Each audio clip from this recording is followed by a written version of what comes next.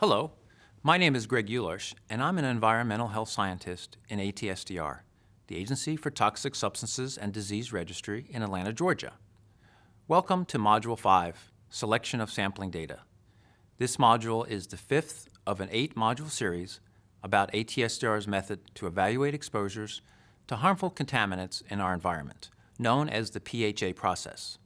In prior modules, we discussed ATSDR's role as a public health agency, the basic of the PHA, and tips for collecting important information and data about the PHA. We also discussed how to determine if a community might have experienced past, current, or future exposures to site contaminants. In Module 5, you are now ready to learn how to select the site-related environmental and biological data that you will need to conduct the health assessment. This module will provide you with a foundation to understand the available data in the potential and completed exposure pathways already identified in Module 4. It will also help you in later modules to define the exposure units at your site.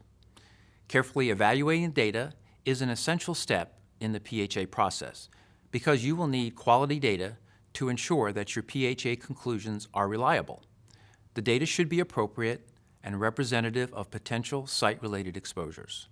To achieve this, ask questions like, how do I determine if the available data can be used for the PHA process? Why is it important to select appropriate sampling data? What are good sources of PHA data? What should I do if I can't find appropriate data for the health assessment? Module 5 will answer these questions and others. It discusses how to select data for your PHA, how to identify appropriate data to make public health recommendations, and how to select factors that affect data quality. It also explains how to identify data gaps and possible ways to fill those gaps. Finally, Module 5 includes a case study exercise so you can practice selecting data for the Gala Lumber Company fictional site and reinforce what you've learned about data quality and data gaps. Ready? Let's start Module 5.